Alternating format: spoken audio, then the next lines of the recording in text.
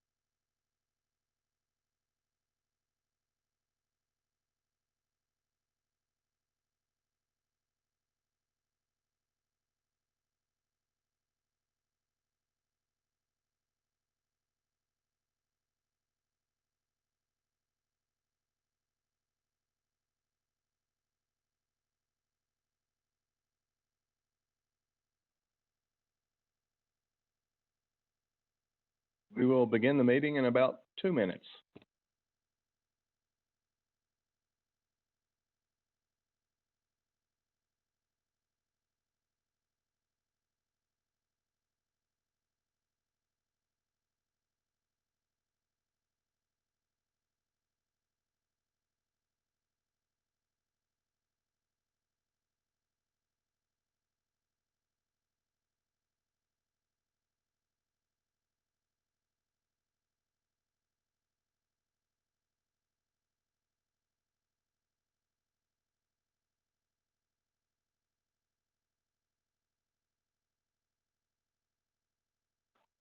We will begin the meeting in about 1 minute.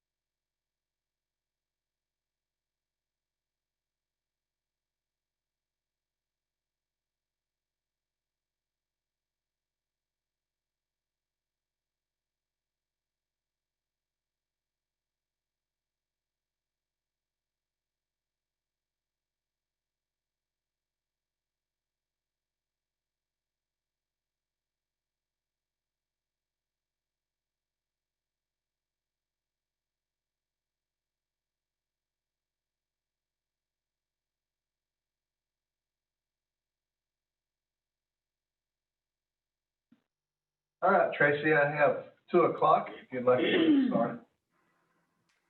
Good afternoon. Thank you all for joining us today for our weekly update of COVID-19 from the Lake Cumberland District Health Department.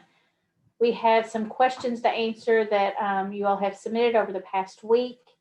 As we walk through today, if you all have any additional questions, please type those in the chat box.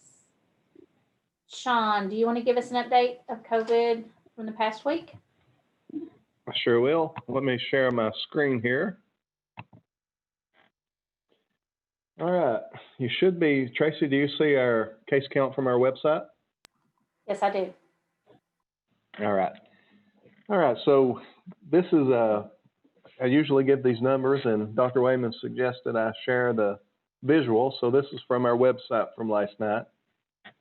Now you can see that we have currently in Adair County, we have had a total of 362 cases. Of those, 41 of those are still current. We've released 302 of those as non-contagious. We've had 19 deaths. So our current cases, 1 is hospitalized and 40 is self-isolated. We have 280 cases total in Casey County. We've released 257 of those as no longer contagious. We've had 16 deaths in Casey County. Of the 7 that remain as current cases, all 7 are on home isolation. We've had 147 total cases in Clinton. We've released 118 of those as non-contagious. We've had 2 deaths. That leaves 27 current cases, 2 in the hospital, and 25 self-isolated. 114 total cases in Cumberland County. We've released 106 as not contagious and had no deaths. That leaves 8 current cases, all on self-isolation or home isolation. In Greene County, we've had 289 total cases. 270 of those have been released as not contagious. We've had 9 deceased. That leaves 10 current cases in green, 2 hospitalized, 8 self-isolated. 216 cases in Macquarie County total. 179 have been released as no longer contagious, 1 deceased. Leaves 36 active cases in Macquarie County. 3 of those are hospitalized and 33 self-isolated. We've had 858 total cases in Pulaski. 800 have been released as no longer contagious. 11 deaths experienced in Pulaski County, leaving 47 active cases, 5 hospitalized, 42 on home or self-isolation. 287 total cases in Russell. 252 of those have been released as not contagious. 6 deaths in Russell County, leaving 29 current cases, 2 hospitalized with 27 of those on self or home isolation. In Taylor County, we've had 340 total cases, 292 of those having been released as no longer contagious. 7 deaths, leaving 41 current cases, 1 of those hospitalized, 40 self-isolated. 189 total cases in Wayne County. 151 released as not contagious. No deaths in Wayne County. 38 remain current or active, with 1 of those hospitalized and 37 self-isolated. That's a district-wide total of 3,082 cases, with 2,727 of those being released. 71 deaths in our district, our 10-county district. Leaving 284 current cases in our 10-county area, 17 hospitalized, 267 self-isolated. And this is comes from our website where we post our daily brief each day where you can read all kinds of additional information. You can see we have, as far as deaths in our district, 2.3% mortality rate. At the state level, it's a 1.64 and a 2.81% at the national level. So we're right in between the state and national. Hospitalized cases, we have an 8.18% hospitalization rate. That's 8 out of every 100, or 4 out of every 50, or 2 out of every 25, or 1 out of every 12 and a half people have ended up in the hospital. So that's a pretty significant number when you're thinking about 1 out of every 12 or 13 people that in our area that experience it end up in the hospital. So you can read all of that on our website. There's also a lot of additional information that you can click here and go and see the trend analysis for our district. I was going to show you this page. There's different statistics on it. On this page, you see how many counties we have currently red that are in the critical range of community spread, 25 or more cases for 100,000. The 3 counties in the red right now are Macquarie and Clinton, and Adair just went into that last night.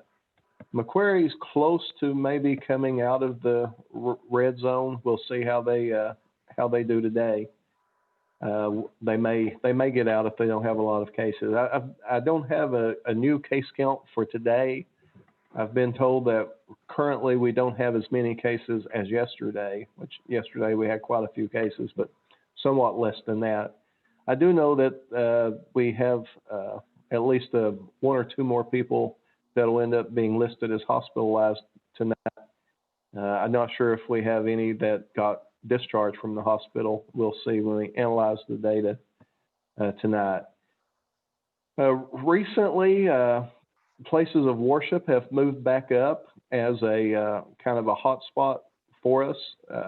Businesses has the most ties, schools right behind that. Of course, a lot of schools are on fall break, so they were in number 1 position, and now they've fallen to number 2. Of course, family transmission is always a high area that cases are tied to. As far as places of worship, in Macquarie County, we had a lot of cases that tied back to a revival, and the families that contracted COVID at that revival took it back to their home churches and to their households and to their workplaces and so forth, and that contributed in large part to their going into the red range of community spread. And also just recently in Adair County, we had a revival that resulted in a lot of cases. And I think even in Clinton County, it was church related. Now, I'm not trying to pick on churches. I'm just saying anytime you have a social gathering, it doesn't matter if it's school or church or a factory or a restaurant or whatever. If you're having a social gathering of any type, it's important to keep the 6-foot space bubble at least, and to be wearing your face coverings. We've seen how that tends to work very well in most situations, and in situations where people aren't observing those, the clusters seem to get really, really big, and it has a significant community impact. One other thing I'll show you on our website at the bottom of the page is a link to our master data set. I won't open that, but if you click that, it'll open up and show you the data for all of our counties since the onset of the outbreak, what days we had cases, when they were released, how many hospitalizations, deaths, and stuff by day. And it's got all the calculations on it too, as far as mortality rates, hospitalization rates, 7-day incidence rates, and so forth. So that's kind of where we are, Tracy. So I'll turn it back over to you. All right. So I'm going to go ahead and start with the questions. And Dr. Wayman, Stuart, this is for you all, I guess. If I am quarantined as a contact to someone that is positive, why do I need to quarantine if I don't have symptoms and it's only recommended that I quarantine? Okay, I'm gonna start out with this question, and then Dr. Wayman's gonna have some things probably to add in on this. First off, let me start out by saying, when the health department calls you to quarantine you, it's not just a recommendation. If we're calling to quarantine you need to quarantine. So we're not trying to necessarily just recommend that you quarantine. It's not, well, you could, but if you don't want to, you don't have to. No, if we call you and you've been identified and you've been in close contact and you're quarantined, you need to stay at home and stay away from others. So if you've been exposed to somebody who's a positive case, then that means that you're at a higher risk of developing COVID because you have been in that close contact with this person who has an active virus or is actively contagious. So anytime during the 14-day quarantine, you can become symptomatic or you can become asymptomatic, but you can become positive. You can become a case anytime in that. And just because you're not sick, that doesn't mean that you're not contagious. That doesn't mean that you haven't become positive. You could be spreading the disease unknowingly. So I'll let Dr. Wayman add in on that. So I will add that quarantine is there to prevent spread of disease. And if you've been exposed, we assume that you're going to become infected. And when you're infected, you become contagious. And you become contagious a couple of days before you become symptomatic. And even if you don't become symptomatic, you will still be contagious. Now, you may be lucky and not get infected, but we don't know that until we've seen that you are healthy all the way through 14 days. So that's why 14 days has become the quarantine period. And we do see by looking at our data that a significant number of people that are on quarantine, close contacts to a case, a significant number of those on quarantine end up converting to being a positive case. And if they were already on quarantine, then they were already separated from the public, very likely before they were contagious, and they're not spreading it. That's one of our number one tools we have to help slow the spread of COVID-19. And as we say each week, you can spread this without even knowing you have it. If we knew every positive case, and if we knew every contact, we would isolate and quarantine everyone. If we knew everyone, and the disease would burn itself out very quickly. It's not burning itself out quickly because there are people that have it that don't know they have it that are still spreading it in the community. In fact, our state is experiencing a significant spike in cases right now. And locally, we're experiencing a significant spike in cases, and it can get away from us really quickly. So, we don't want to see that happen. It's a concern because we know there's a certain amount of mortality and there's a certain amount of hospitalizations. We just talked about a moment ago how 1 out of every 12 between 12 and 13 people they get it will end up in the hospital.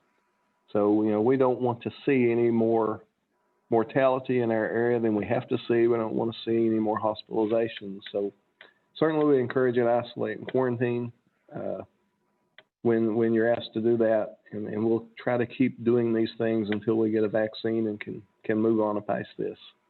And at the very least, we don't want to have to shut down businesses again or to shut down schools again. I mean, by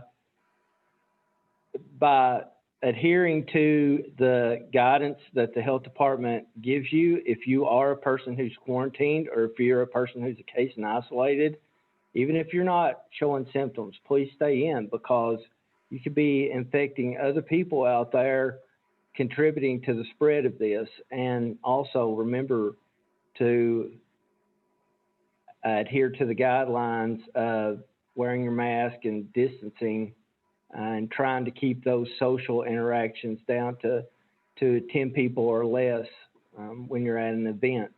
So. Thank you all. Next question is going to be for you, Sean. What is the difference in cases that makes Kentucky so strict while Tennessee is open and people don't have to wear masks anymore? So as I'm reading this question, when you say the difference in cases, I don't know if you're talking about COVID-19 people who contract it as far as cases, or if the question means what's just the difference in the states. But I'm going to kind of try to answer it both ways. As far as COVID-19 goes, there's no real difference in the cases. If you get it, you have it, you're just as contagious in Kentucky as you are in Tennessee or any place in the world. So there's no real difference between who tests positive as far as the impact on the community. The difference is how the states choose to respond to it.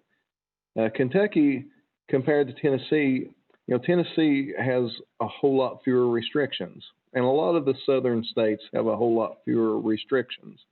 You see a lot of the coastal states and the northern states with a lot more restrictions. Kentucky is kind of a middle-of-the-road state as far as restrictions. Most things are open to limited capacity, and it's recommended to social distance and wear face coverings, which is really a kind of a middle-of-the-road approach. And if you look at the data, which is readily available on many websites, Kentucky is experiencing middle-of-the-road results. Because of that, what do I mean? Our new case rate, our 7-day incidence rate, is in the middle of the road compared to the other states in the nation. And our mortality rate and our hospitalization rate is very much in the middle of the road when it comes to those factors when you look at other states. So Kentucky's took a middle of the road approach, and we're getting middle of the road results. I'm not in favor of locking things down or shutting down schools, as Stuart said, but I am in favor of everyone having a sense of urgency when it comes to, avoiding crowds, keeping your distance, wearing a facial covering. It seems to me to be a small thing to ask of people, and it will definitely save hospitalizations and it will save lives, and it's something that we should do. I know I heard the other day people again trying to compare this to flu, and in a really, really bad flu season, flu will end up killing about 500,000 people worldwide, and we're already well over 1 million with COVID-19. So COVID-19 is more deadly, multiple fold times more deadly than the flu. So we need to treat this with respect. I don't know, Dr. Wayman, you want to add anything to that? I was going to say, in the United States, we usually have approximately 30 to 40,000 deaths from the flu annually, and we've already had 200 and something thousand. Yeah, so just in the United States, that's many times That's what, six-fold, seven-fold times more deadly in the United States. On the world level, at least so far, at least twice as deadly. The world numbers are a little sketchy. I mean, we don't, with some countries, you know, they may not be as sophisticated to be able to report all their cases and deaths, but based on what we know, there's been over 1 million deaths. And so, but again, you know, it's more deadly than the flu. And I think back to the times I've had the flu, and, I felt really bad with the flu. I felt terrible. And, I'm not too terribly old right now. But we talk to people all the time who have COVID, and it's awful. And I will admit there is some small percentage of people that they just don't have any symptoms at all. But, and a lot of these people going in to the hospital, and this has killed twice or, several times more people. So, I personally, I don't want the flu, and I sure don't want COVID. So I couldn't understand a cavalier attitude towards it. I'll say that. We all know how it feels to be sick from the flu. Probably all of us have had the flu before. Well, if you get COVID, it may be a lot worse. Okay, thank you all. Next question, is trick-or-treating allowed? Is it gonna be allowed this year, Stuart? Yes, trick-or-treating is allowed. Of course, I think the cities and the county officials decide, they set the times and they set how that's going to happen. If you would look at www.lcdhd.org, or if you want to look at kycovid19.ky.gov, on both of those websites, you'll see the guidance. As you see, we're sharing our screen right here. Just scroll down to the news section. It's right at the top of the news section. Yeah. And when you click on that, it's going to give you the guidance. And of course, it'll talk about some low risk activities, some moderate risk activities, and higher risk activities that you can be involved in. What we would discourage is large gatherings. I know in times past that people trick-or-treated in gatherings, like what they called the trunk or treats, or a town doing something for the kids, and that's a great thing. But during COVID, it's not actually the best thing because we're encouraging crowds then to get together, and we know that it spreads through these crowds. So we would encourage people not to get together. If you do, hand out. One of the ways you can do that is do a drive-by where you can sit outside and you can give the candy out as people just come by in their cars. Very quick interaction. Buy, wear some gloves, and so there's some things you can do and still be safe to have Halloween and trick-or-treating. Okay, thank you, Stuart. What are the new restrictions the governor is releasing this week?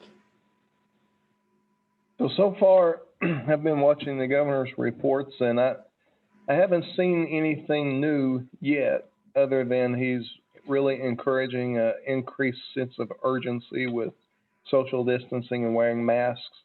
The governor had a Zoom meeting with the mayors and county judges, I think yesterday, and I spoke with some of our elected officials about the meeting, and basically that's what he advised them was to, he was seeking their help in setting the example of wearing masks and social distancing and promoting those concepts on their social media and news releases and so forth. So nothing new yet. We know that the governor is willing to, he has before instituted lockdowns, and I don't think anyone wants to see it come to that. I suppose it depends on how many counties that gets in the red critical zone of community spread, 25 cases per 100,000.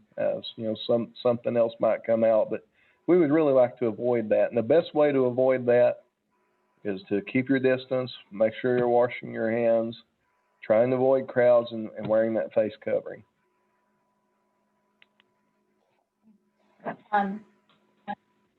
What do the schools look at to decide if they're going to be open? My county is red, but there hasn't been any decision, any mention about schools staying virtual. All right, and by the way, just this morning we had a Zoom meeting with the superintendents invited, so we could, discuss these types of things.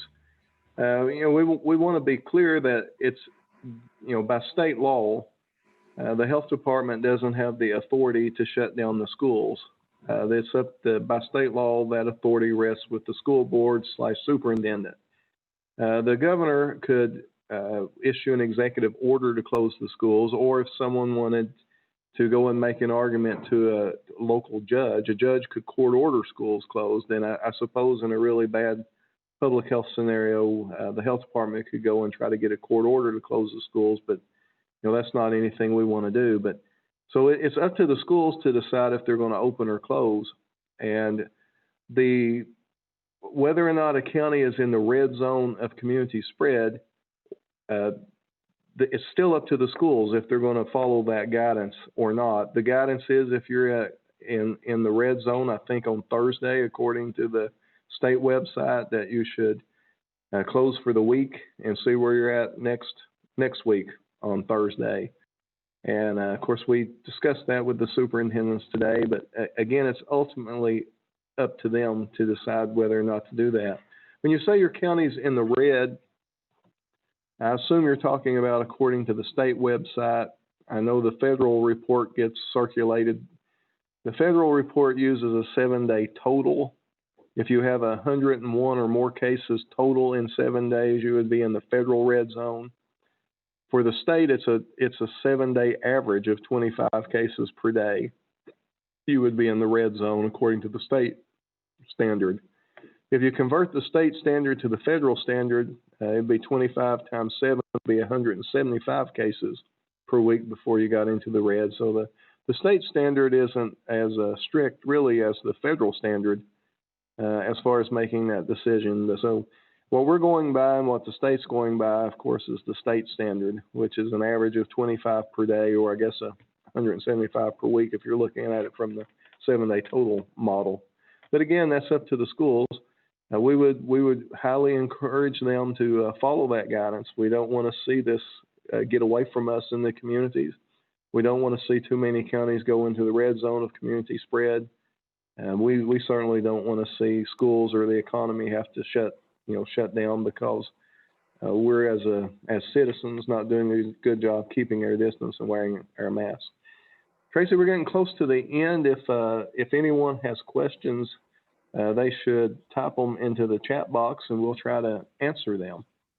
Let me add too also that we do have some of the schools out there that have their own metrics that they're using. So they have a little bit different way that they're figuring the numbers. In talking with the superintendents, they are able to do that. We did encourage them to use either the state data or our data, as our data is a little bit more up to date. It's probably a couple of days quicker because we're able to update our website every night, whereas the state will lag behind a little bit as they try and get information in from all the health departments, all the labs, all the different places that they're getting information from. So they're just a touch behind. But, if the good thing about using the state data or the health department data is that can be accessed by everybody. Everybody can, I think, understand that. If you're using your own metrics, I would definitely encourage that you put that out there. You need to be able to share with people the data that you're using and to be able to defend the decisions that you make then by the data. So, we did encourage, we think the best way is to use a standard, which would be the state's data or the health department's data, which either one of those are the same. Ours is just a little bit ahead because we're able to update it sooner. Okay, I have another question. Can you explain how COVID affects people with lung problems if they were to get the virus? I guess that's for you, Dr. Wayman. So the novel coronavirus causes a viral pneumonia and inflammation of the lungs so that they can produce breathlessness and a cough. It would worsen your underlying chronic lung disease in a nutshell. All right, so far, Tracy, no one's typed anything into the chat. We do have 36 people watching it live, so if any of you all watching live want to type a question, we're going to start winding down. Was there any other last-minute questions that came in, Tracy, that it's not on my list? I do not have any, no. Okay, so we'll start wrapping up then. Dr. Wayman, do you want to give us some closing thoughts today? Wear your mask, keep your distance. You know, from the first time we did any sort of news release, we were talking about keeping your distance and washing your hands. You know, the same kinds of things you would do to avoid any, you know, most of these diseases that are droplet-borne or airborne. And I know for a while there, you know, the research didn't support wearing homemade facial coverings. You know, most of the research was around surgical masks or N95s, and early on, the public was not encouraged to wear facial coverings because there was a shortage of surgical masks and N95 masks, and those were needed for the medical community. But you know, as the researchers have learned more about the disease and looked at it more, they've determined that, you know, facial coverings work really good. And so we've added that to our recommendations. Wear your face covering, avoid crowds, social distance, wash your hands, avoid touching your face, just those routine things you would do to avoid catching a cold or a flu or any kind of disease that's spread in the way that this is spread. So we still encourage that. That will work. It is effective. And it will help us not get the flu as well. It'll also help us not get the flu. So, hey, that's a double win for us. And nobody wants COVID and flu at the same time. No, that would be awful. That would be Perfect storm. Unwanted for sure. All right. So Al Gibson says, thanks for the update. Well, thank you, Al. We're glad to do this. You all are welcome to send your questions in. Tracy, you want to tell them how to do that? Yes, if you have questions, please email those to Melanie Williams at the health department. And that's all. I guess please send any questions for next week, and we will see you all next week. Remember, mask up and get your flu shot. Thank you all for joining in. We appreciate you.